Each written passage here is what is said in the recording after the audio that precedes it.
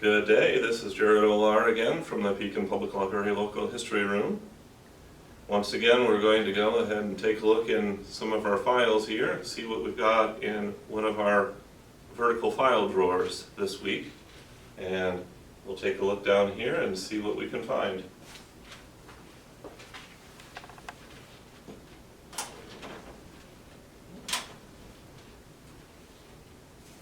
Okay.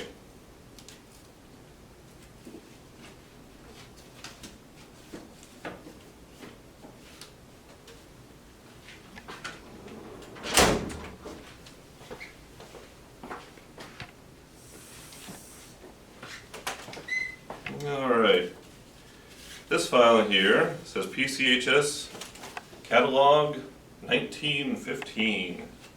What this is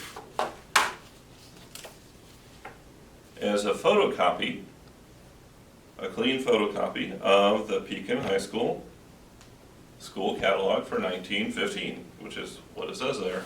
We actually have the original of this set aside, being somewhat delicate since it's quite old. We've got that one locked away. We don't let the public see that because if we had people looking at that regularly, it could more easily crumble or fall apart. So instead we produced this copy of it for you to peruse and make photocopies of it yourself. So what I'm going to do now is I'm going to go ahead and take a look through here and just see what we can find out about what Pekin High School was like back, what, that was 95 years ago. Was it? Or was that? No, it was 105. I don't know my arithmetic. Sorry about that, folks. Okay, so it begins with a page on the high school faculty. At that time, the superintendent of the high school was Robert C. Smith, and the principal was F.B. Morgan. The English teacher, R.Y. Allison, and the math teacher, assistant math teacher was Alice Anderson. Assistant in history, Lena Boyd. PE director, or what they called the physical director, was Otto Berg. AL Frat, manual training. This would be your industrial arts, as we might call it perhaps today. Domestic economy, or home economics, was Bertha Krager. The musical director was Irene Muehlman. Okay. And it starts out with a calendar of what they were expecting that year. Teachers' meetings, the registration, or as they called it, the classification of high school students. There's when they had county institutes, when they had Christmas vacation, the beginning of first and second semesters, and the last day of school.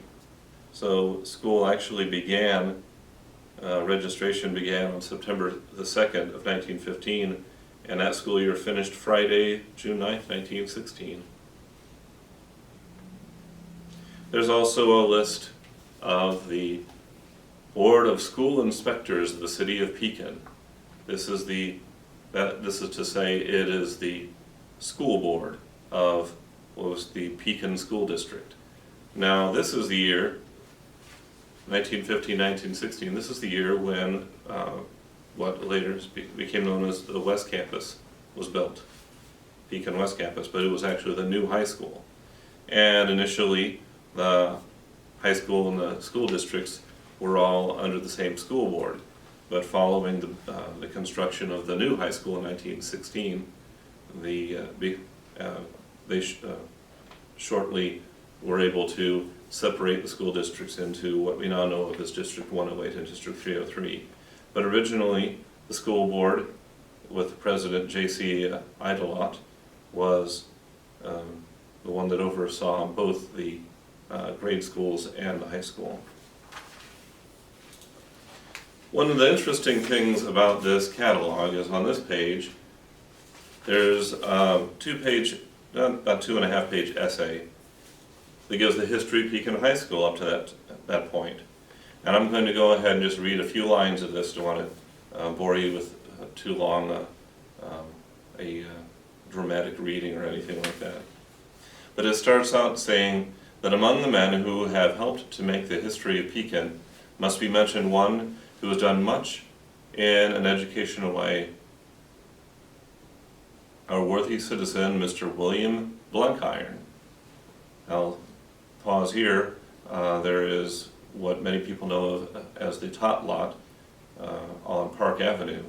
It's actually Blenkiron Park, named after him, on the land that he and his daughter used to live on. This venerable man, still erect, hale, and interesting, may well be considered the pioneer in our high school work.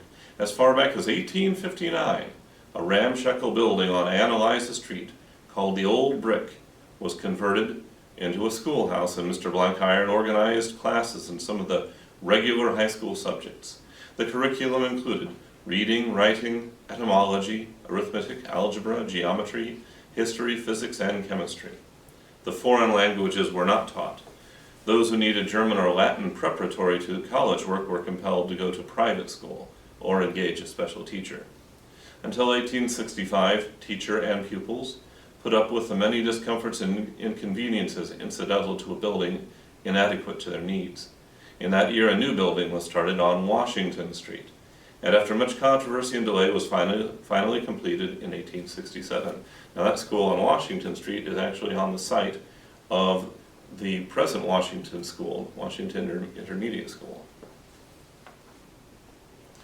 With the new building, an enlarged curriculum was inaugurated. In addition to the subjects previously enumerated, courses were offered in Latin, German, rhetoric, bookkeeping, botany, zoology, astronomy, and geology. As a natural result, there was a steady increase in attendance, and it became necessary every now and then to add one or more to the corps of teachers. The first class was graduated from this building in 1873, and every year since, except in 1874, diplomas have been conferred on classes varying from 3 to 35. The class of 1915 brought the total number of alumni up to 560. That's something which perhaps may not be as familiar to people today, but back in the 1800s, not everybody went on to high school. If you went as far as 8th grade, that was usually considered enough for what most people needed. Those who were planning on going into a profession or going to be continuing on to college were the ones who would end up taking high school work. So as a result, the graduating classes tend to be rather small because the high school classes themselves, each of them were rather small. So it mentions how in 1890 the building, which had served its purpose so well for 23 years, was burned to the ground. So that because of that fire, they had to build a new school in the 1890s. And the building that was built in 1891 is what served as Pekin's High School, again on the same site over there on Washington Street, up until the early 1900s. In 1916, they built a new school over at what was then known as the Menhusen Prairie, because a German immigrant family known as Menhusen had bought some land there, and so there was several lots of land over along Broadway, intersection of Broadway and 8th, that were known as Menhusen Prairie because it was mainly set aside for gardening, for farming. And the school district acquired that and built West Campus on it. Well, I think that should probably do us for now. We'll wrap up this video at this time, and I hope to see you next week where we'll take another look at the things that we've got in our local history collection. Thank you.